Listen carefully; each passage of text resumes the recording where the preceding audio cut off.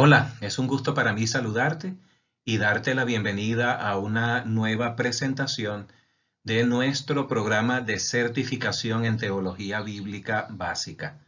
Seguimos explorando algunos principios hermenéuticos generales aplicados a los libros del Antiguo Testamento. Hoy estaremos dedicando especial interés a una porción de texto muy preciosa de las Sagradas Escrituras del Antiguo Testamento que tiene que ver justamente con los libros poéticos. En ese sentido, entonces vamos a dedicar un poquito de tiempo introductorio para hablar acerca de las características peculiares de la poesía hebrea, para luego entonces dedicar un poco de tiempo para desempacar algunos principios hermenéuticos generales que puedan ser perfectamente aplicables a esta porción de texto de la escritura, los textos poéticos y sapienciales que necesitan una atención muy especial. Eh, para eso entonces vamos a comenzar hablando de manera general de la poesía en la Biblia. Tú debes saber que la mayoría de los textos poéticos de la Biblia están encontrados, ubicados especialmente en el Antiguo Testamento. De hecho, en el Antiguo Testamento, más de la tercera parte del texto contenido en esa sección de la Biblia es poesía. Estamos hablando de un 40% de lo escrito en el Antiguo Testamento está escrito en forma poética. En el Nuevo Testamento no hay una preponderancia tan grande como lo hay en el Antiguo Testamento de poesía, pero también la hay. Aunque muy poca, también hay poesía. A nosotros nos toca enfocarnos en la poesía que encontramos en el Antiguo Testamento. Eh, de manera especial vamos a dedicar una atención bien dedicada a los libros de Job, Salmos, Proverbios y el Cantar de los Cantares. Entonces, por ejemplo, el libro de Salmos es enteramente poético. El Cantar de los Cantares también lo es. Algunos profetas del Antiguo Testamento son enteramente poéticos y hay otros que tienen muchas secciones poéticas en su contenido. Los libros conocidos como libros sapienciales, estamos hablando de Job, de Proverbios y Eclesiastés, también tienen poesía. Son libros enteramente poéticos. Así que la poesía hebrea en las Sagradas Escrituras es bastante predominante porque más de la tercera parte del contenido del Antiguo Testamento está escrito en forma poética. Ya tú sabes, y le hemos dedicado un poquito de tiempo en la primera presentación, en el Pentateuco tenemos una estructura literaria que abarca todo el Pentateuco, que tiene justamente en su centro cada segmento de literatura, cada narrativa tiene esa peculiaridad, es que tiene una sección narrativa escrita en forma de prosa, seguida de secciones poéticas escritas en verso, y terminan con un pequeño epílogo escrito en forma de prosa nuevamente.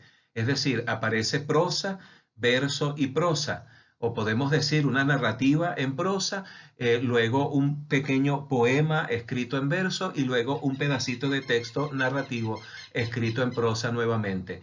Algo así como un sándwich, les decía en aquella oportunidad, en donde las dos rebanadas de pan serían la parte escrita en prosa y el relleno viene siendo entonces el poema. Podemos eh, podemos ilustrarlo justamente con ese sándwich tan delicioso que se puede ver en la imagen. Así es la poesía en el Pentateuco. Tiene una primera parte escrita en forma de prosa, luego viene un relleno delicioso escrito en forma de verso y luego otro pedacito de texto escrito en forma de prosa. Así que tenemos en la parte del sándwich las dos rebanadas de pan que son la narrativa en prosa y el pedacito de texto en verso, el poema, vendría siendo entonces el relleno. Y en aquella oportunidad dijimos que el autor bíblico hace eso justamente con el propósito de discutir la teología más preponderante de la narrativa que le precede. Se discute en formato poético, y regularmente esa poesía se enfoca en el Mesías la mayoría de las veces. Entonces, eso es bien importante que nosotros lo podamos tomar en cuenta a la hora de estudiar la Biblia. Cuando nosotros leemos entonces una porción de texto que está escrita en forma poética, ustedes se van a dar cuenta entonces que lo que está haciendo el autor es discutir teología en formato de verso, y eso es realmente exquisito literariamente hablando. En los libros históricos, como ya habíamos mencionado también en la segunda presentación, se emplea poesía para ilustrar el relato, es decir, para hacer más vívida la narración o la historia que se está contando. La narración en prosa y la celebración poética del suceso histórico, puestas una al lado de la otra en el texto bíblico, es una de las características típicas de la literatura bíblica del Antiguo Testamento, de la literatura hebrea que encontramos en el Antiguo Testamento. Vamos a encontrar entonces una historia, y vamos a encontrar al lado de esa historia, de ese texto narrativo, vamos a encontrar una poesía que hace que sea más vívida la narración, incluso puede hacer que sea más fácil el recordar el contenido de lo que allí se está presentando. Además de eso, vamos a encontrar poesía, como les dije, en los libros proféticos. Los libros proféticos son particularmente especiales porque presentan una contribución única en su género a la literatura universal, con su fusión de prosa y poesía en secuencia continua. Es decir, en estos libros del Antiguo Testamento, los libros proféticos, están entremezclados la historia profética, el discurso oratorio y la celebración poética, juntos en un solo libro. Y Isaías, profeta, está escrito casi en su totalidad en forma poética. El libro del profeta Isaías está escrito casi en su totalidad en forma poética, y es una obra literaria de alto nivel y muy exquisita de paso. Estamos hablando entonces de que en los libros poéticos vamos a encontrar una riqueza impresionante de teología escrita en formato de poesía, en formato de verso. Por ejemplo, los libros del profeta Abdías, Miqueas, Nahum y Habacuc son libros enteramente poéticos en su totalidad. Los libros del profeta Amós, Oseas e Isaías son casi en su totalidad, están siendo escritos en forma poética también. Lamentablemente, cuando nosotros leemos esos libros en nuestro idioma español, en el idioma traducido, porque ese texto no fue escrito en español sino en hebreo, al traducirlos obviamente ya no se percibe la genialidad que hay detrás de la poesía hebrea que se usó para escribir esos libros y para hacer más intensa la presentación de los oráculos sagrados que allí se encuentran.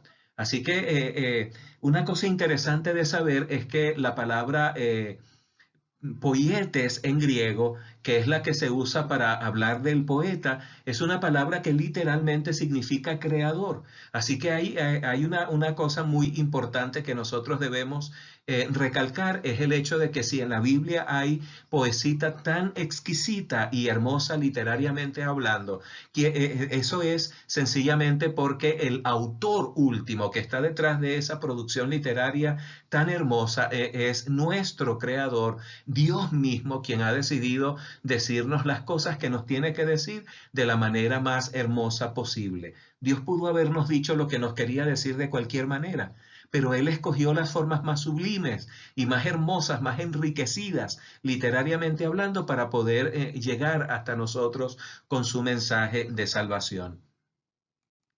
Así que en los libros proféticos, la poesía hebrea, podemos decir, tuvo su origen en la vida del pueblo, Sin embargo, la poesía no era recreativa, sino funcional, cumplía una función teológica, porque esa poesía era simplemente la manera de discutir lo más relevante de la teología precedente, justamente en un formato exquisitamente adornado, con una serie de recursos de lenguaje que hacen que sea mucho más poderoso y más llamativo el mensaje. Así que la poesía hebrea desempeñaba un papel importante en la vida del pueblo de Israel, particularmente en su relación con Dios. Por lo tanto, los mensajes proféticos se dieron con frecuencia en forma poética. No solo resultaban más fáciles de recordar, sino que eran también más emotivos, como ya les dije, y mucho más poderosos a la hora de llegar a la mente de la gente.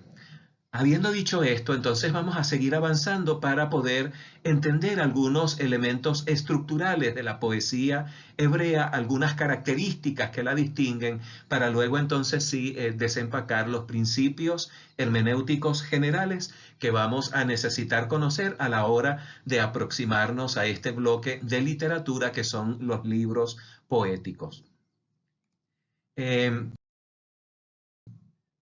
Aquí ustedes tienen en esta lámina solo libros del Antiguo Testamento donde no hay poesía. Por ejemplo, del Pentateuco solo tenemos al libro de Levítico.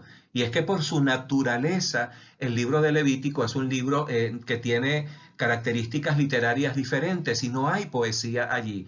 En los libros históricos no tenemos poesía ni en el libro de Ruth, ni en los libros de Esdras, Nehemías y Esther, que hablan del periodo de la historia del pueblo de Israel después del exilio.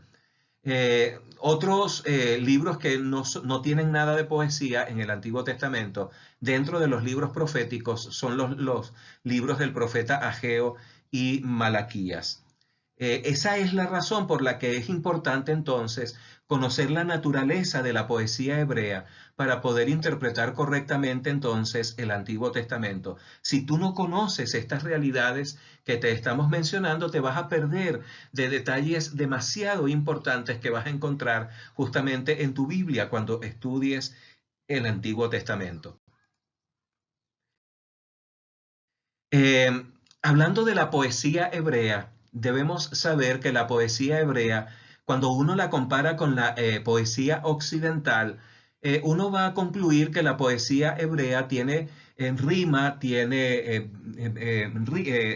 ¿cómo podríamos decir? Tiene rima, tiene métrica, tiene su acentuación y toda una serie de elementos que caracterizan a la poesía occidental. La poesía hebrea también lo tendrá, pero son algunas características distintivas las que tiene la poesía hebrea que no tienen comparación con ninguna otra poesía que se pueda encontrar en ninguna otra parte. Y es que la poesía hebrea, aunque tiene rima, esa rima no es de sonidos como la poesía occidental, sino más bien una rima de ideas, de pensamiento. Y entonces esa es la razón por la cual debemos dedicar un poquito de tiempo para hablar acerca de cómo es la poesía hebrea y cómo este conocimiento me puede equipar mejor para interpretar las porciones poéticas del Antiguo Testamento.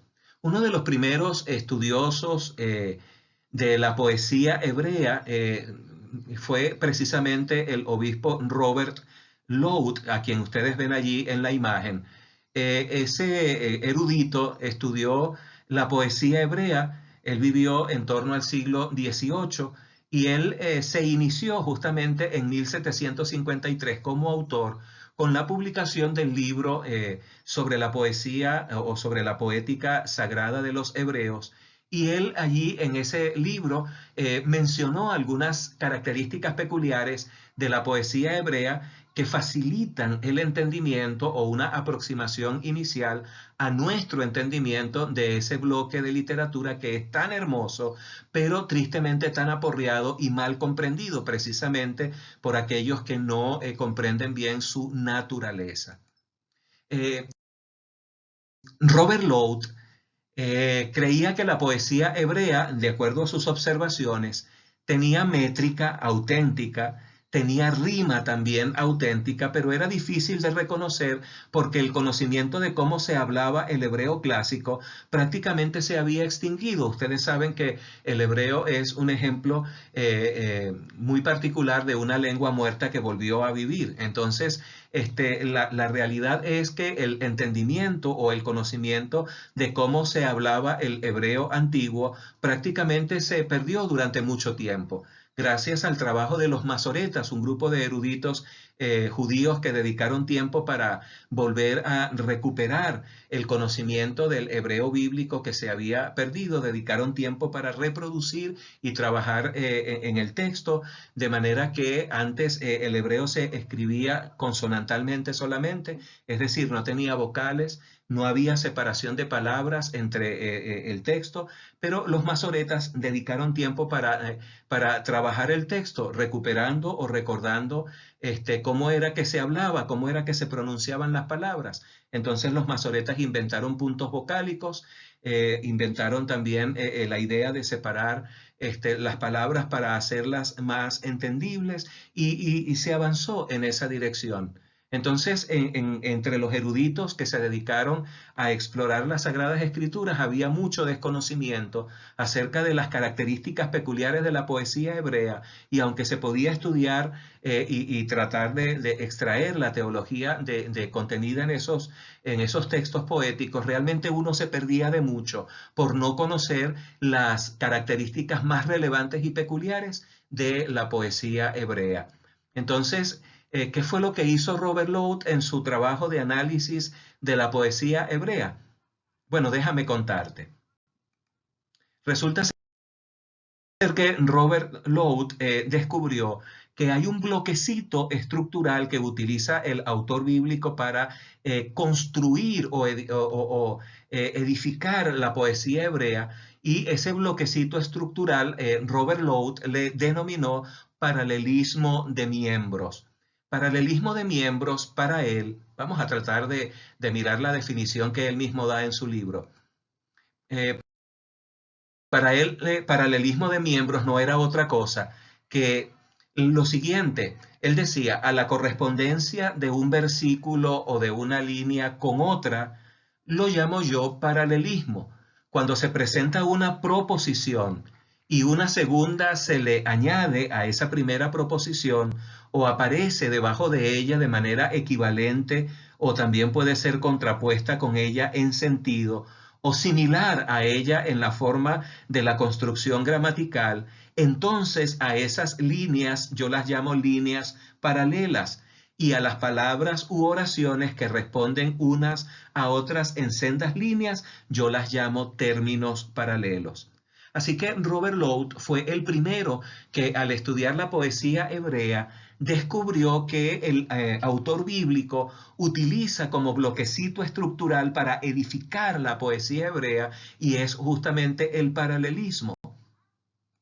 Entonces, él descubrió que habían por lo menos 3 tipos de paralelismos primarios en la poesía hebrea, y habían quizás unos 3 o más paralelismos secundarios. Así que en cuanto a los paralelismos primarios, él identificó 3 tipos. Hay paralelismo sinónimo o sinonímico, hay paralelismo antitético o contrastado, hay paralelismo sintético o formal. Vamos a repetirlos. Primero, paralelismo sinónimo o sinonímico, paralelismo antitético o contrastado, y paralelismo sintético o formal. Entonces él observó que cuando el poeta quería decir algo y hacer un énfasis especial o darle una belleza inusual a su mensaje y utilizaba la forma poética del hebreo, él hacía una proposición en una línea A y luego añadía quizás una línea B que podía decir lo mismo de manera sinónima o de manera antónima o contrastada, y eso le daba una belleza especial a ese mensaje. Entonces, por ejemplo, si nosotros hablamos de un verso que está escrito usando el paralelismo sinónimo, podríamos utilizar uno de los más conocidos, es el Salmo 119, 105. Bueno, en realidad toda la Biblia, el libro de Salmos en particular, o sea, todo el libro de Salmos en particular, que está escrito en forma poética, ustedes van a ver paralelismos sinónimos por todos lados. Entonces el Salmo 119, 105 dice, lámpara es a mis pies tu palabra y lumbrera a mi camino. Ahí hay dos líneas. Lámpara es a mis pies tu palabra, es la primera línea, y la segunda dice, y lumbrera a mi camino. Por lo tanto, podemos decir categóricamente, sin equivocarnos, que en el pensamiento hebreo, lámpara y lumbrera, que están lado a lado y evidentemente son sinónimas, nos permiten concluir que palabra y camino también están emparejados, porque el paralelismo sinónimo permite mirar ese tipo de asociaciones. El paralelismo antitético es un paralelismo, por ejemplo, parecido al sintético, solo que la primera línea dice, hace la proposición inicial y la siguiente línea, la siguiente proposición, probablemente va a decir lo mismo, pero de forma contrastada, es decir, utilizando antónimos y no sinónimos, como en el caso del Salmo 119, 105. Ahí ustedes tienen un par de ejemplos. Voy a leer para ustedes, por ejemplo, Proverbios 14:30. Dice Proverbios 14:30, el corazón apacible es vida para la carne, pero la envidia es carcoma de los huesos. Ahí ustedes ven dos líneas de pensamiento y son pensamientos contrastados. Son versos y están escritos en forma poética, es decir, el bloquecito que se usó para construir esa porción de texto de la escritura fue precisamente la poesía hebrea. Otro tipo de paralelismo que encontró Robert Lowth estudiando la Biblia fue el paralelismo sintético o formal. El paralelismo sintético o formal es otro tipo de paralelismo que nosotros podemos ver donde sencillamente se hace una idea que luego se aumenta o se refuerza en la siguiente idea. Ya no hay sinónimos, ya no hay antónimos, sino sencillamente un reforzamiento de algunas ideas o una intensificación, quizás esa sea la palabra más apropiada, del mensaje que inicialmente se dijo. Por ejemplo, miren ustedes lo que dice el Salmo 28, el verso 6. Dice, bendito sea Jehová, que oyó la voz de mis ruegos. Entonces la primera idea que prepara el camino para la siguiente hace que se vaya viendo la intensificación de la idea cuando dice bendito sea Jehová, y la razón por la cual lo bendigo es porque Él oyó la voz de mis ruegos. Nuevamente estamos ante un verso y ese verso entonces está escrito en dos partes. Allí no hay sinónimos, allí no hay antónimos, simplemente es otro tipo de paralelismo al que Robert Lowth llamó paralelismo sintético o formal. El Salmo 119, el versículo 9, tiene otro ejemplo de este tipo de paralelismo. Dice el versículo 9, ¿con qué limpiará el joven su camino? Y la respuesta no se hace esperar, con guardar tu palabra. Nuevamente tenemos un verso y la primera idea propuesta en forma de pregunta se responde en la siguiente idea, y eso le da una belleza especial al texto que se está estudiando. Los otros tipos de paralelismo, con los que Robert Lowth llamó paralelismos secundarios, tenemos allí como ejemplos, bueno, el paralelismo emblemático tiene como ejemplo el Salmo 42:1 y el Salmo 37, los versos 1 y 2. Paralelismo climático o gradual, quizás el más conocido es el Salmo 121, que ustedes se dan cuenta es una serie de proposiciones, una detrás de la otra, y a medida que se va añadiendo una nueva proposición, va aumentando en intensidad el poema, ¿verdad? Cuando comienza diciendo, por ejemplo, alzaré mis ojos a los montes, ¿de dónde vendrá mi socorro? Luego dice, de mi socorro viene de Jehová, que hizo los cielos y la tierra. Y entonces el salmista sigue diciendo, no dará tu pie al resbaladero, ni se dormirá el que te guarda. He aquí no se adormecerá ni dormirá el que guarda a Israel. Y así va subiendo en intensidad cuando dice, Jehová es tu guardador, Jehová es tu sombra a tu mano derecha, el el sol no te fatigará de día, ni la luna de noche. Ese es un ejemplo precioso de lo que se conoce entonces como paralelismo climático o gradual. Ustedes van a encontrar también algunos paralelismos que son quiásticos. La palabra quiasmo, de donde se origina la palabra quiástico, es una palabra bien interesante que en teología se usa para hablar de un tipo de estructura conocida como estructura tipo espejo, donde lo que se muestra en la primera parte de la estructura se ve reflejada como si uno colocara un espejo en la siguiente parte, pero a la inversa. Eso es lo que vamos a encontrar, por ejemplo, en el Salmo 30, los versículos 8 al 10. Así que en la Biblia vamos a encontrar muchas estructuras quiásticas y también vamos a encontrar algunos tipos de paralelismo que son quiásticos, donde la primera parte menciona algún elemento que luego se repite en la siguiente parte, pero a la inversa. Entonces eso es otra manera de darle fuerza al mensaje a través de ese tipo de recursos literarios. En cuanto a los niveles de paralelismo que encontramos en la poesía hebrea, debemos decir que el paralelismo se puede dar en muchos niveles. Ustedes pueden encontrar paralelismos dentro de una línea, pueden encontrar paralelismos entre líneas de un mismo verso, ustedes pueden encontrar paralelismos entre versos y incluso en secciones más grandes, entre secciones y aún entre capítulos.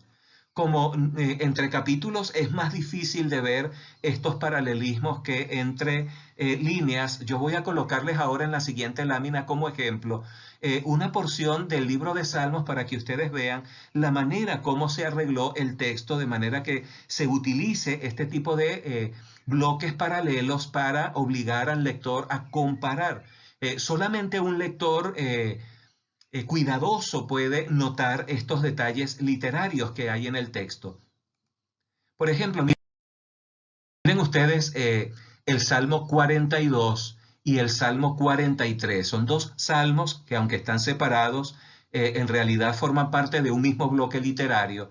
El Salmo 42 tiene dos pedazos claramente identificables y nosotros podemos identificarlos precisamente porque la primera sección que comienza en el versículo 1, cuando dice como el ciervo brama por las corrientes de las aguas, así clama por ti, oh Dios, el alma mía, termina como con un estribillo que dice, ¿por qué te abates, oh alma mía, y te turbas dentro de mí?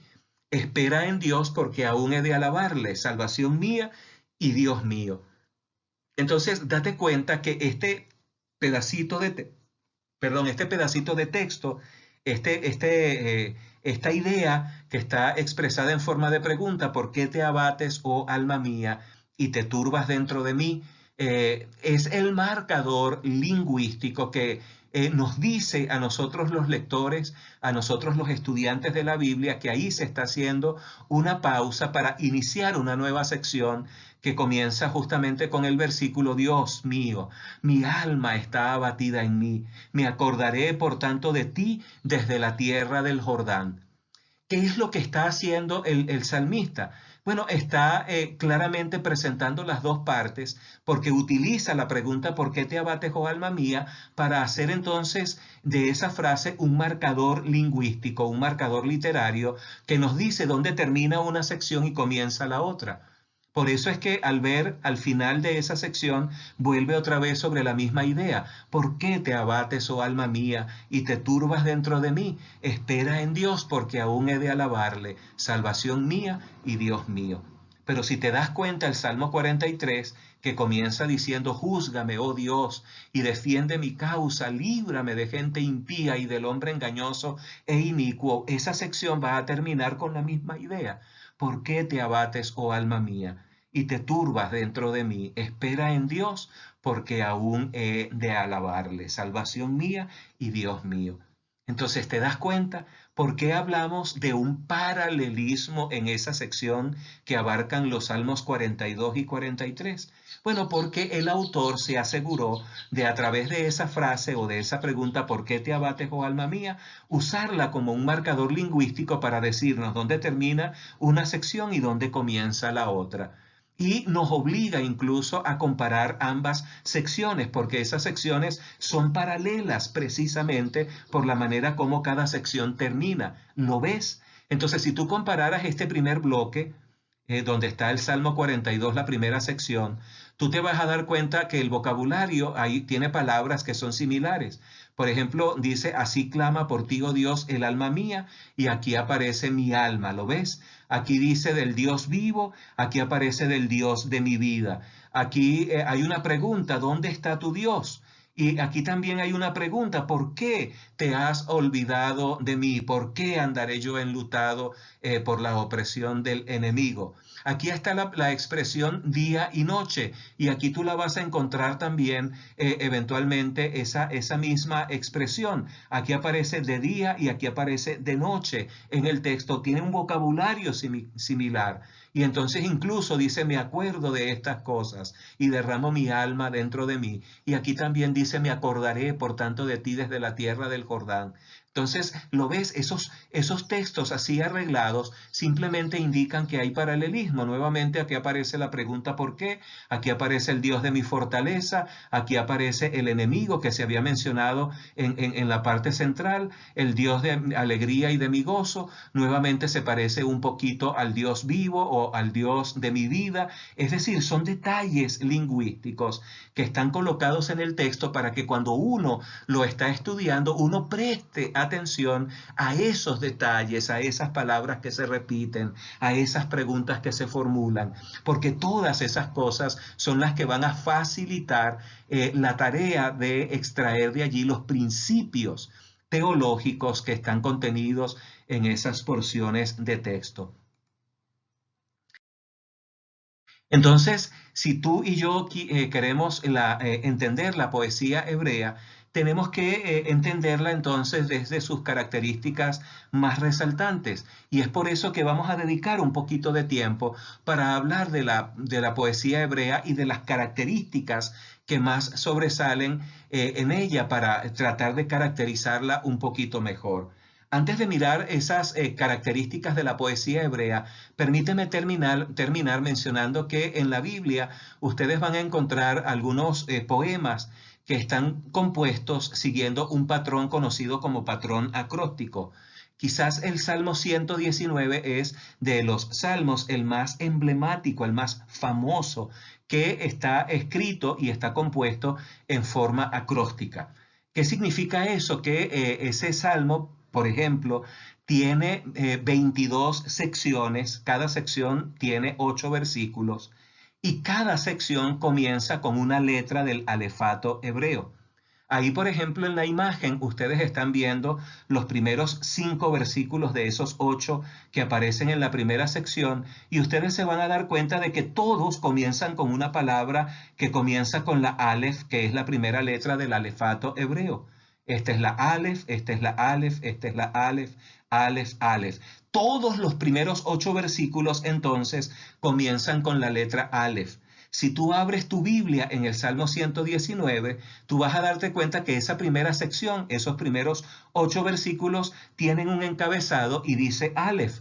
Y dice Aleph precisamente porque los versículos que están allí en hebreo, que es el idioma original en el que fueron escritos, todos esos versos comienzan con la misma letra, la letra Aleph. Así sucesivamente, los siguientes 8 versículos comienzan con la letra Bet, que es la segunda letra del alefato hebreo. El tercer grupo comienza con la letra Gimel, el cuarto grupo comienza con la letra Dalet. Todos los versículos de esas secciones están escritos entonces con palabras que comienzan con esa letra del alefato hebreo. Uno no puede ver esos detalles cuando uno lee la Biblia en español, pero cuando uno tiene un poquito de conocimiento del hebreo bíblico y va al texto que nosotros tenemos escrito en hebreo para mirar esos detalles, uno sencillamente abre la boca lleno de asombro y dice sencillamente, wow, Dios es demasiado hermoso, demasiado grande y poderoso, pero también demasiado amante de la belleza porque nos ha dicho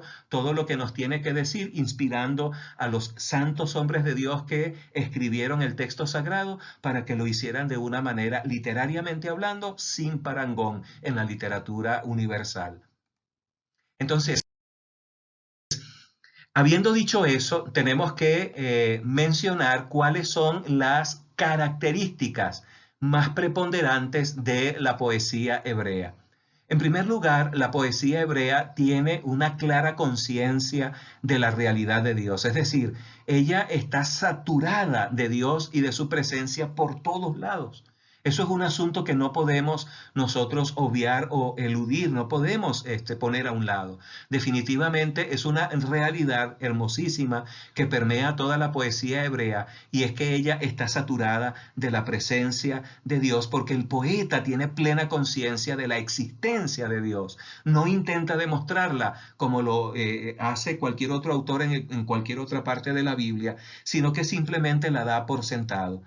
Otra característica que tiene la poesía hebrea es amor por la naturaleza. Tú te vas a dar cuenta en la literatura poética de la Biblia que el poeta hebreo exalta la belleza y la majestad de la naturaleza, pero la naturaleza no es un fin en sí misma, más bien es un medio para llevarnos al fin último de todas las cosas, que es el creador de la naturaleza. Así que lleva más allá de ella misma hasta conducirnos de la mano al creador para que nos enamoremos más de él. Pero es un asunto evidente que tú vas a notar que la poesía hebrea tiene un exquisito amor por la naturaleza. Incluso puedes ver que ella es presentada como teniendo vida propia, como si el poeta la hubiera personificado de una manera hermosa para hacerla más vívida. En ese sentido, tú puedes ver que los árboles bailan, que los montes cantan y todas las estrellas a una alaban al Señor. Ese tipo de cosas la vas a ver en la poesía hebrea. Otra característica es no solamente el amor por la naturaleza, sino la manera tan sublime y bella como se presenta la naturaleza en su hermosura y en su esplendor.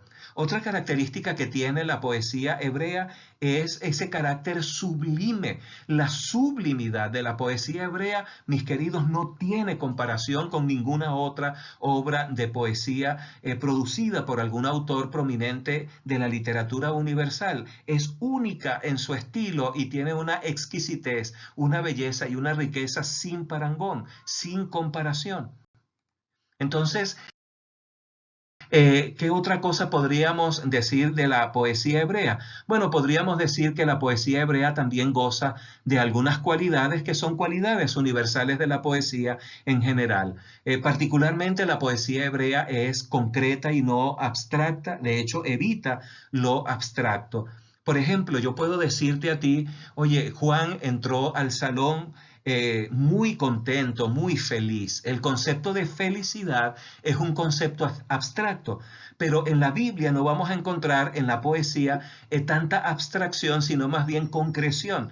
Entonces no es lo mismo decir Juan entró al salón con mucha felicidad inundando su corazón a decir que Juan entró con una sonrisa de oreja a oreja. Son dos formas distintas de decir las cosas. Una es concreta, la otra es abstracta. Y la poesía hebrea rehúye lo abstracto, evita lo abstracto, pero se concentra en aquello que debe ser presentado, pero lo hace de manera concreta. La poesía hebrea rehúye el argumento prolongado, abunda en ideas que son comunes a la raza humana. Otra característica que es demasiado importante es que la poesía hebrea es sentenciosa, altamente sentenciosa y muy concisa. Y tú podrás preguntarme, oye pastor, ¿qué significa el hecho de que la poesía hebrea sea sentenciosa? Bueno, decimos que es sentenciosa porque está cargada de un alto contenido ético y moral. De hecho, ustedes van a encontrar que es en la poesía hebrea donde se ve de manera más sublime presentada la ética del creyente, la ética del cristiano, la ética del carácter de todo aquel que dice ser del pueblo del pacto, que dice ser hijo de Dios. Por eso es que decimos que la poesía hebrea no se enfoca tanto en lo espiritual del ser humano, sino en lo ético, y le apunta justamente a trabajar en la mente del lector en lo que tiene que ver con el fundamento de la ética, que es precisamente agradar a Dios. Otra característica que tiene la poesía hebrea es que es riquísima en figuras de lenguaje, en recursos de lenguaje, figuras retóricas del lenguaje, que hacen que la presentación de sus ideas sean exquisitamente matizadas y embellecidas con tan ricas figuras retóricas. ¿Cuáles son algunas de ellas? Vamos a tratar de mirar algunas porque no tenemos quizás tiempo para hablar de todas ellas. Por ejemplo, eh, bueno, antes de mirar esas figuras del lenguaje, fíjense ustedes, por ejemplo, en esta característica peculiar de la métrica de la poesía hebrea. La poesía hebrea es rica en el uso de imágenes y figuras del lenguaje, pero también es elíptica, es decir, omite sustantivos, omite verbos, rara vez usa conjunciones. Las conjunciones en el idioma castellano son y o pero, indicadores temporales, cuando, entonces, o conectores lógicos, así como palabras como por lo tanto, así, entonces. Ese tipo de cosas no se ven en la poesía hebrea. Más bien se enriquece con la elipsis y diferentes recursos de lenguaje. Entonces, miren ustedes, por ejemplo, en la poesía hebrea tú vas a encontrar figuras de lenguaje como el símil o la metáfora. De hecho, son las figuras retóricas que más se encuentran en la literatura poética del Antiguo Testamento. La alegoría quizás poco se ve, pero es una figura del lenguaje que forma parte de esa categoría de figuras de comparación que son la alegoría y la parábola. Entonces, la alegoría y la parábola son dos figuras retóricas que están emparejadas, y la metáfora y el símil también son dos figuras que están emparejadas, y las cuatro son figuras que se usan para comparar. Solamente que el símil, aunque compara dos cosas que se colocan lado a lado, justamente con ese propósito de compararlas, el símil tiene una característica que los distingue de la metáfora, y es que la metáfora, aunque también es comparación de dos elementos, no utiliza conectores como ese como que aparece en el símil. Por ejemplo, cuando dice allí que bienaventurado el varón que no anduvo en consejo de malos, ni estuvo en camino de pecadores, ni en silla de escarnecedores se ha sentado, sino que en la ley de Jehová está su delicia, y en la ley de Jehová se deleita o medita de día y de noche. Y luego dice el verso 3 del Salmo 1, será como árbol plantado. ¿Notas tú cómo utiliza el símil ese como allí? Será como un árbol plantado, o será como árbol plantado, que da su fruto a su tiempo y su hoja no cae, y todo lo que hace prospera. Ahí está utilizando el poeta ese recurso conocido como símil. La metáfora también es una comparación, pero no tiene el conector. La parábola y la alegoría también son figuras retóricas que usan tienen esa misma intención. La intención es colocar una cosa al lado de otra para compararla.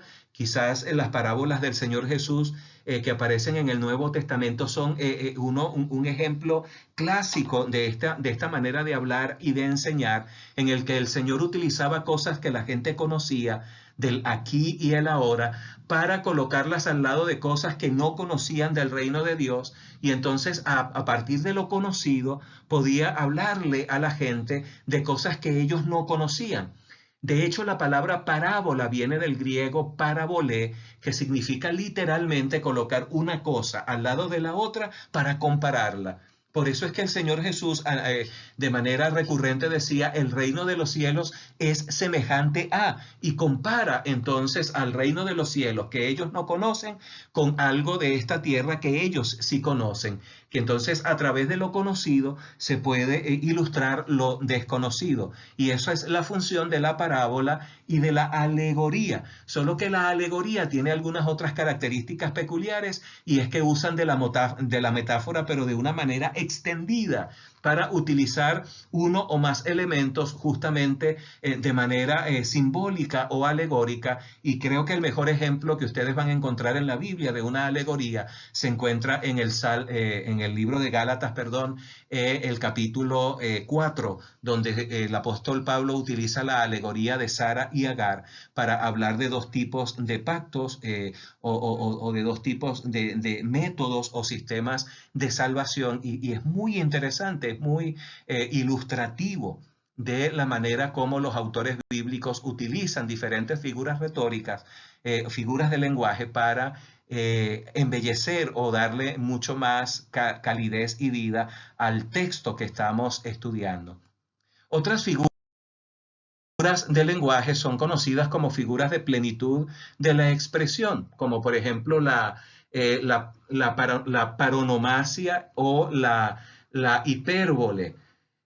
Ustedes van a encontrar allí, por ejemplo, que la paronomasia es básicamente un recurso del lenguaje que juega con palabras que tienen un sonido similar, pero sus significados son diferentes. Eso sería, en este caso, la paronomasia. Y tú vas a encontrarte mucho con eso. Por ejemplo, en el Salmo 1, cuando tú lo lees en hebreo, tú te vas a dar cuenta de que el autor bíblico utiliza palabras que suenan parecido para darle una belleza inusual al mensaje. Son palabras que suenan parecido al oído, pero el significado de las palabras, aunque suenan parecidas, significan cosas diferentes, pero le dan una belleza inusual al mensaje. Bueno, eso es paronomasia. La hipérbole es básicamente una exageración intencionada, justamente con la idea de enfatizar algo. Quizás el más emblemático que me viene a la mente ahorita que se puede mencionar es Mateo 19:24, donde el Señor Jesús decía, aún incluso de manera un tanto jocosa, que era más fácil que pasara un camello por el ojo de una aguja que un rico entrar en el reino de los cielos. A propósito, allí no se estaba hablando de el ojo de la aguja que nosotros usamos para coser, sino de aquella puertecita que había en el muro de la ciudad, que era muy pequeñita, que era la que permanecía abierta cuando las puertas de la ciudad propiamente, las grandes, se cerraban. Si algún comerciante o algún viajero llegaba a la ciudad cuando las puertas ya estaban cerradas, le tocaba hacer agachar su camello y hacerlo pasar por esa puertecita en forma de óvalo casi, que estaba allí al lado de la puerta principal y que era bastante engorroso. Entonces el Señor Jesús utiliza la exageración diciendo, es más fácil que pase un camello por el ojo de una aguja que un rico en el reino de los cielos. Otras figuras del lenguaje que podríamos mencionar rápidamente son aquellas figuras de asociación, por ejemplo, como la metonimia o la sinécdoque. Son palabras quizás a lo mejor nuevas para ti, puede ser, o puede ser que ya las hayas visto en alguna otra parte, pero la metonimia es el uso de una palabra para referirse a algo relacionado con la palabra, como por ejemplo en Romanos 1:16, que me viene ahorita a la mente, donde dice, no me avergüenzo del evangelio porque es poder de Dios para salvación a todo aquel que cree. Allí donde la palabra evangelio se utiliza, se usa justamente para referirse no solo al mensaje, sino a la totalidad de la obra salvífica de Dios a través de Cristo Jesús. Entonces, la metonimia, eso es lo que hace. La sinécdoque es una figura retórica que utiliza una parte para referirse al todo o viceversa. Por ejemplo, pan por sustento se puede utilizar como una figura retórica, o sustento por pan. Ese tipo de usos del lenguaje tú la vas a encontrar también en la literatura bíblica, especialmente en la poesía hebrea. Habiendo dicho todas estas cosas, entonces, hablando de los tipos de poesía hebrea, por ejemplo, tienes tú aquí cantos guerreros, cantos de amor, cantos de lamento, como las elegías, himnos, salmos imprecatorios. Yo tengo un amigo que cada vez que lee el libro de Salmos se engancha con los salmos imprecatorios y dice, cada día me gustan más los salmos. Y esos salmos imprecatorios son salmos donde el salmista a veces dice cosas que nos dejan pensativos y preguntándonos por qué razón en la Biblia aparecerán declaraciones como esa, como por ejemplo, bienaventurado cuando estrellen a tus hijos en las peñas y cosas así por el estilo. Esos salmos imprecatorios son salmos donde el salmista habla de manera muy ruda de cosas que le habrán de suceder a los enemigos del pueblo de Dios. Y uno dice, bueno, pero no se supone que debemos amar al enemigo, ¿cómo vamos a decir ese tipo de cosas? Pero evidentemente tienen una clara intención, es decir, son recursos, son formas literarias que hacen que la mente humana entonces se enfoque en reflexionar y en pensar en las ideas que hay detrás de esas formas interesantes de decir las cosas. Otro otros tipos de poesía, porque hay tantas maneras diversas de clasificar la poesía hebrea. Ustedes tienen poesía lírica, poesía didáctica, profecía o poesía por profética, poesía elegíaca, poesía dramática, en fin, ustedes van a encontrar diversos tipos de poesía.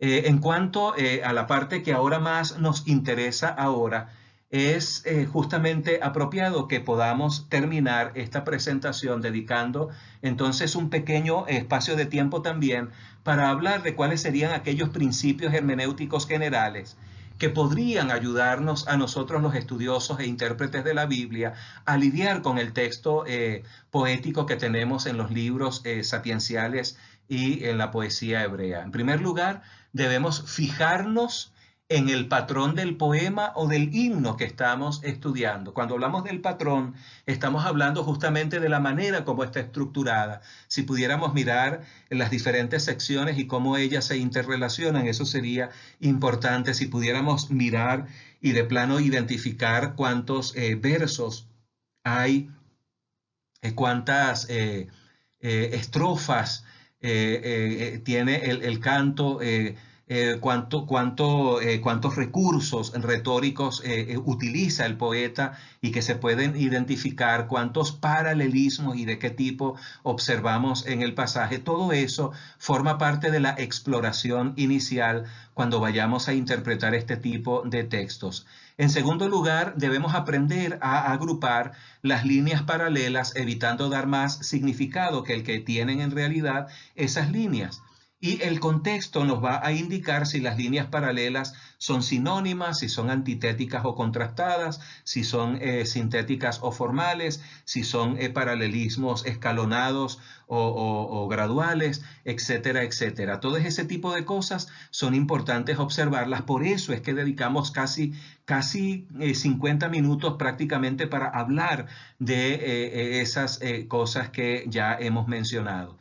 En tercer lugar, debemos estudiar el lenguaje metafórico que tiene el poema en cuestión, porque ese lenguaje metafórico será crucial o proveerá el rico material que servirá de trasfondo para obtener la teología contenida en esos pasajes.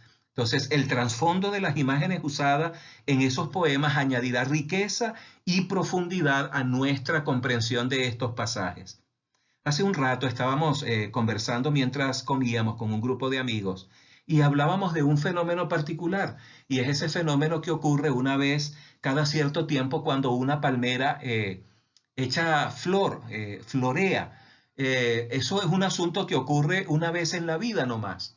Entonces, dice el salmista, por ejemplo, que el justo florecerá como la palma y crecerá como cedro del Líbano. Entonces, si tú quieres interpretar correctamente esa porción de texto que estás estudiando, tú tienes que dedicar tiempo para estudiar el lenguaje metafórico y pensar o investigar en donde sea que puedas buscar en la internet, en diccionarios bíblicos, en comentarios bíblicos, todo lo que puedas encontrar acerca del lenguaje metafórico usado en ese pasaje, porque ese lenguaje metafórico, es decir, los elementos que se usan como metáforas, te van a proveer una riqueza de conocimiento que va a ayudarte a profundizar en tu comprensión del pasaje que estás estudiando. Entonces imagínate, si tú llegas a descubrir que una palma en realidad no florea todos los meses o una vez al año, sino que es una vez en la vida nada más que se produce este fenómeno, y es tan hermoso y de hecho tan inusual y raro que cuando ocurre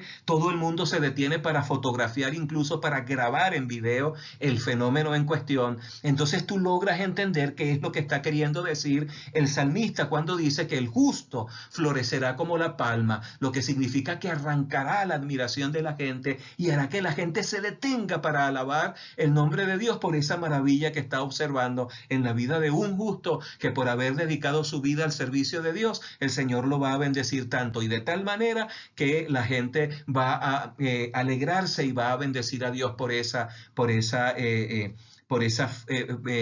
fructificación, podríamos decir, por ese florecer del creyente. Eh, Date cuenta Entonces, que estos principios en sí son principios bastante sencillos, no son nada elaborado, pero el resultado de aplicar este conocimiento a nuestro estudio personal de la Biblia es sencillamente maravilloso, podríamos decir extraordinario. Otra cosa que podemos decir al desempacar el cuarto principio es que debemos, al estudiar la poesía hebrea, aprender a establecer el contexto histórico, siempre que sea posible, del texto que estamos estudiando. Particularmente del libro de los Salmos hay una cosa que podemos decir y es que, bueno, no la mayoría, pero una parte de los Salmos está identificada con lo que se conoce como un sobrescrito, que es un pequeño pedacito de texto que viene como parte del texto mismo, que no es el texto mismo en cuestión, pero introduce el texto, y la mayoría de ellas son elementos que nos ayudan a contextualizar el momento histórico en el que ese poema se compuso o se entonó. De manera entonces que establecer el contexto histórico siempre que sea posible va a ser una pieza clave a la hora de entender el mensaje del poema que estamos estudiando. Por poner un ejemplo, si tú estuvieras estudiando el mensaje que Dios tiene para ti contenido en el Salmo 51, que es un salmo penitencial, y entiendes o logras descubrir cuál es el contexto histórico en el que ese salmo se escribió, tú vas a poder tener quizás una mayor comprensión, una más profunda comprensión de las palabras y del mensaje que está contenido en ese salmo. Ya tú sabes que ese Salmo 51 fue compuesto por David cuando éste había cometido aquel gravísimo pecado con Betsabé, acostándose con una dama, adulterando con esa mujer que no era su esposa y además de eso era casada con otro hombre, y luego lo mandó a matar al esposo de ella cuando se enteró de que esa mujer había quedado embarazada producto de esa relación ilícita. Entonces el salmista en ese salmo narra de forma poética y sublime la manera como él se sintió cuando vivió ese episodio tan amargo de su vida. Ustedes imagínense un varón conforme al corazón de Dios, pero cometiendo un pecado tan grotesco y tan horrendo como ese que cometió, ese doble pecado de asesinato y adulterio, pero con premeditación y alevosía. Entonces él decía allí en ese salmo: crea en mí, oh Dios, un corazón limpio y renueva un espíritu recto dentro de mí. Esas palabras tienen un impacto y un poder tan diferente cuando conoces el contexto histórico que cuando no lo conoces. Por eso, cada vez que sea posible, mientras el texto nos permita, tratemos de descubrir cuál es el contexto histórico de ese pasaje para facilitarnos la tarea de extraer de allí los mensajes que debemos obtener para la enseñanza y la predicación. El principio hermenéutico número 5 dice: estudia los textos poéticos en términos de su tipo y postura básica. Es decir, no es lo mismo un poema escrito en forma de lamento, lo que se conoce como una elegía, que un canto de alabanza. Entonces, yo debo analizar ese texto poético en términos de su tipo o de su postura básica. Así que los salmos son cantos que tienen estrofas. Los proverbios son máximas que quizás a lo mejor fueron acomodados de una manera particular, pero no siempre tienen una relación lógica uno con el siguiente o con el anterior. Entonces uno tiene que entender la naturaleza o el tipo de poema que estoy analizando, porque eso será crucial para entender el texto bíblico. Hay un proverbio que dice, por ejemplo: instruye al niño en su camino, y aun cuando fuere viejo, no se apartará de él.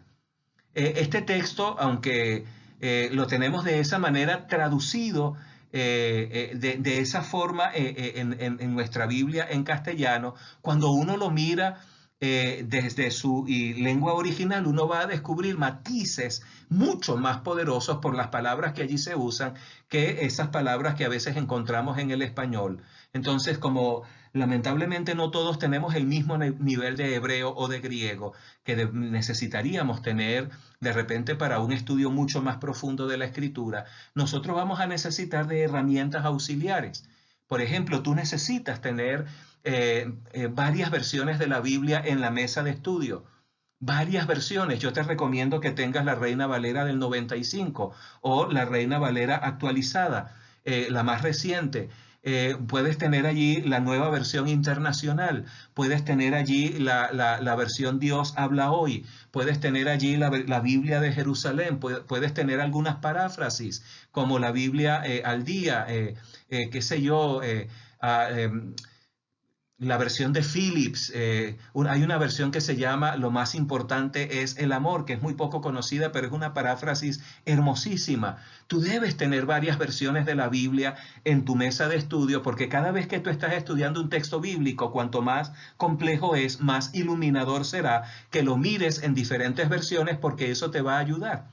Yo no sé si a ti te pasó cuando yo era niño y estaba aprendiendo a leer la Biblia, aprendiendo a leer con la Biblia, porque yo aprendí a leer con la Biblia. Yo miraba, por ejemplo, que decía allí Pablo a Timoteo que toda la escritura es inspirada por Dios y útil para enseñar, para redarguir, para corregir. Y yo decía, ¿qué significará la palabra redarguir? Y tenía que buscar en un diccionario para poder entender lo que estaba diciendo el apóstol. Pero si tú buscas en otra versión de la Biblia, tú te vas a dar cuenta que dice que toda escritura es inspirada por Dios y útil para enseñar, para corregir. Y tú dices, entonces redarguir es algo así como corregir. Y entonces tú comienzas a darte cuenta que si no tienes a tu disposición conocimiento del griego o del hebreo, el tener varias versiones de la Biblia te va a ayudar. Una pregunta que me hacen frecuentemente mis estudiantes es, pastor, ¿cuál es la mejor versión de la Biblia, la que usted recomendaría mejor? Y yo te digo, mira, todas las versiones de la Biblia, inclusive versiones que de repente tú puedes tener algún tipo de sesgo con ella, las puedes usar. Hay Biblias católicas que son muy buenas traducciones formales del texto original. Incluso la versión producida por la Iglesia de Jesucristo de los Santos de los Últimos Días. Es una Biblia que te puede ayudar a mirar algunos matices, aunque quienes la tradujeron no tenían quizás un nivel de hebreo o de griego adecuado. Pero incluso en ese tipo de versiones de la Biblia que no están bien traducidas, tú vas a encontrar algunos elementos útiles que te pueden ayudar a entender el texto bíblico. Entonces, yo siempre les digo a mis estudiantes, por ejemplo, si se trata de estudiar un texto poético, a mí me encanta, por ejemplo, la Biblia Dios habla hoy, o la Biblia de las Américas. Me encanta la Biblia de las Américas para estudiar los poemas. Cuando yo leo una narrativa histórica, me encanta hacerlo en una Biblia como la Biblia Dios habla hoy o la nueva versión internacional. Esas dos versiones de la Biblia, bueno, por lo menos la nueva versión internacional, es una versión conocida como, es una traducción conocida como traducción dinámica, no es una traducción formal. Es decir, las traducciones formales son traducciones donde el traductor intenta hacer una correspondencia de uno a uno entre las palabras en hebreo, en el caso de que sea un texto hebreo, ¿verdad? Y el orden que esas palabras tienen y el orden que le va a dar en español o en el idioma que esté traduciendo a esas palabras. Es decir, la traducción formal va a respetar el orden de palabras, va a respetar la forma como el texto está siendo presentado, porque él quiere ser lo más formal posible en cuanto a su traducción. La Reina Valera del 95 es una traducción formal, pero la nueva versión internacional es una traducción dinámica. Por eso es que los jóvenes se sienten más enganchados con ese tipo de Biblias, porque cosas que de repente no logran entender en una traducción formal, en esa traducción que es más dinámica, que donde no hay una correspondencia de uno a uno entre las palabras hebreas y las palabras en español, si es que ese es el idioma en que se está traduciendo, y no hay una correspondencia de uno a uno en el orden de las palabras. Pero el traductor lo que está tratando de hacer es hacer más entendible el pasaje y lo hace de una forma más dinámica, utilizando un lenguaje un poquito más conocido, menos técnico. Entonces eso hace que uno pueda tener una mejor comprensión del texto que uno está estudiando. Entonces yo te digo, si tú quieres estudiar el libro de Salmos, por ejemplo, y quieres una versión de la Biblia que te dé una traducción bien sabrosa del libro de Salmos, utiliza la Biblia de las Américas, utiliza la Reina Valera actualizada y te vas a dar un banquete con la manera como se traducen algunos de esos salmos. Pero otras versiones de la Biblia también te van a dar una visión quizás mucho más abarcante de lo que tienes allí. Otro principio de interpretación que podemos utilizar es estudiar los pasajes poéticos en su conjunto.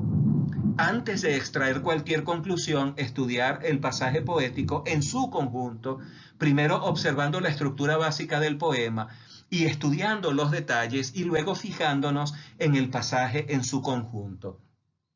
Por ejemplo, la Iglesia Adventista ha hecho un trabajo bastante interesante que harías bien en considerar, y es el hecho de que hay dos Biblias de estudio que son preciosas para una mayor comprensión del texto sagrado. La primera de ellas es la famosa Biblia de Andrews, producida con el texto de la Reina Valera.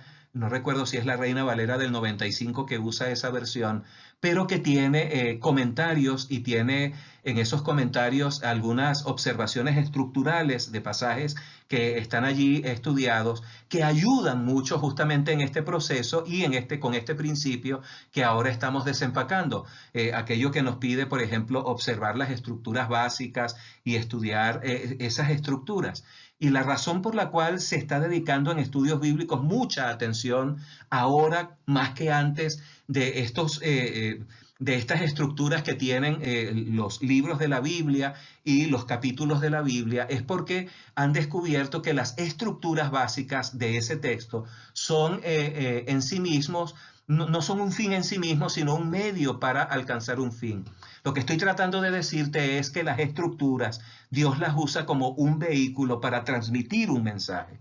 Por ejemplo, las estructuras quiásticas son estructuras tipo espejo que se usan para colocar en el centro lo que es focal, lo que es central en esa estructura. Entonces, lo que tú veas en el centro de la estructura, ese es el corazón de la discusión en esa porción de texto, porque la estructura te ayuda a identificar precisamente cuál es el foco.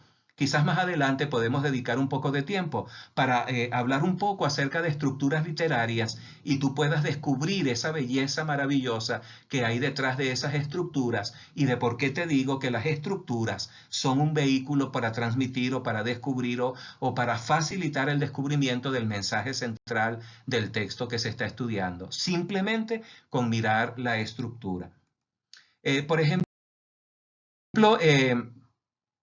otro principio que podemos desempacar es el siguiente: estudia los salmos mesiánicos, estúdialos. De hecho, la llave hermenéutica para abrir el cofre de tesoros teológicos que contiene el libro de Salmos, la llave que abre ese cofre inconmensurable de tesoros es precisamente una mano traspasada, es decir, el Mesías crucificado. Muchos de los salmos fueron escritos desde esa perspectiva, fueron inspirados al profeta precisamente para que hablaran del Mesías, quizás sin él saber. Y luego será en el Nuevo Testamento donde veremos la fuerza que tienen esos textos porque son mesiánicos por naturaleza. Entonces, todos aquellos textos que son mesiánicos, recuerda que la mayoría de la poesía hebrea que está en el Pentateuco es mesiánica por naturaleza. El libro de Salmos en su totalidad es mesiánico por naturaleza. Nosotros debemos estudiar todos esos textos mesiánicos en términos primero de su significación histórica y luego a la luz de su aplicación, de su cumplimiento en el Nuevo Testamento, y allí será un estudio intertextual entre el Antiguo y el Nuevo Testamento, lo que nos permitirá entonces llegar a su significación completa.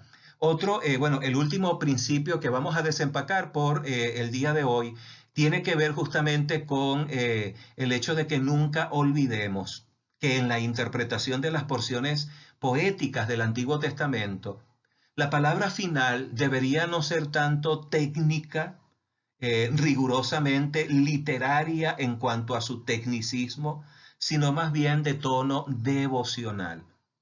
Es decir, una presentación que uno haga donde haya demasiado tecnicismo, pero poco de sustancia espiritual devocional, no habrá valido de nada. Yo estoy cansado de leer literatura teológica estéril, que no conduce a nada, que no te enseña nada, que no te llena para nada. Simplemente hay puro tecnicismo, puro vocabulario rigurosamente teológico, pero que no tiene nada de sustancia. Por eso, cuando uno estudia la Biblia, lo hace no tanto para llegar a la iglesia llenándose llenándose la boca de hermenéutica, de homilética, de exégesis y palabras rimbombantes como por ejemplo hapax legomenon y cosas así por el estilo, porque te va a pasar como resulta que le pasó a un pastorcito jovencito que mandaron a una iglesia de campo a pastorear, y el día primero cuando lo presentaron, él se levantó detrás del púlpito y le dijo a los hermanos, bueno, yo me llamo fulano de tal y yo les vengo aquí con hermenéutica, con homilética, con exégesis.